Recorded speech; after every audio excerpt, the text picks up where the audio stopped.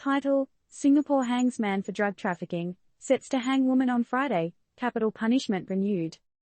TLDR: Singapore recently executed a man for drug trafficking, and shockingly, they are gearing up to hang a woman on Friday, marking the first such execution in 19 years. The rekindling of capital punishment has sparked widespread controversy, leading to renewed calls for its cessation. Activists and human rights organizations are voicing their concerns about the country's approach to drug policies, while authorities maintain their stance, citing due process and the need to combat drug demand and supply. Is this the right path for a modern society to take? Let's explore the contentious issue and discuss the implications. Singapore's renewed capital punishment sparks heated debate. Kuala Lumpur, Malaysia. In a shocking turn of events, Singapore has carried out the execution of Muhammad Aziz Hussain, a 56-year-old man, for drug trafficking. Adding fuel to the fire, the city-state is poised to hang Saradwi Jamani, a 45-year-old Singaporean woman, on Friday, marking the first female execution in 19 years. According to activist Kirsten Han of the Transformative Justice Collective, Hussain was sentenced to death in 2018 for trafficking approximately 50 grams, 1.75 ounces, of heroin. Similarly, Jamani was convicted and sentenced in 2018 for trafficking about 30 grams, 1.05 ounces, of heroin. The impending execution of Jamani has raised concerns, considering the last known execution of a woman in Singapore was that of 36-year-old hairdresser Yen Mei Won in 2004, also for drug trafficking. Human rights groups and organizations worldwide have rallied to halt these executions, calling for Singaporean authorities to reconsider their approach to capital punishment.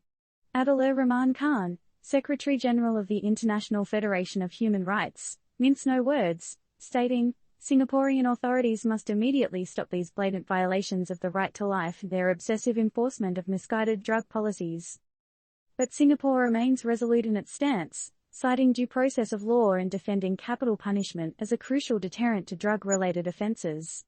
However, the evidence suggests otherwise, with increasing voices questioning the effectiveness of the death penalty as a deterrent.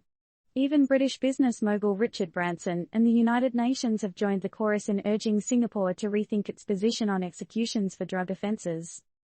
A joint statement from the Transformative Justice Collective, Amnesty International, and 7 other groups highlighted an acknowledgement by Law Minister K. Shanmugam in a 2022 interview.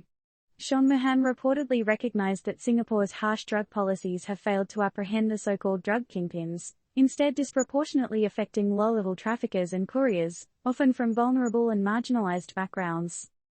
Furthermore, Singapore's rigid stance on capital punishment is seemingly out of step with the global trend. Neighboring Thailand has legalized cannabis, and Malaysia has recently abolished the mandatory death penalty for serious crimes. As more countries move away from capital punishment, Singapore stands as an outlier in its unwavering approach.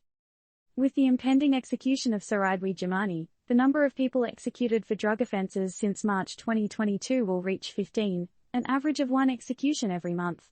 This statistic has reignited the debate on the effectiveness and humanity of Singapore's capital drug laws.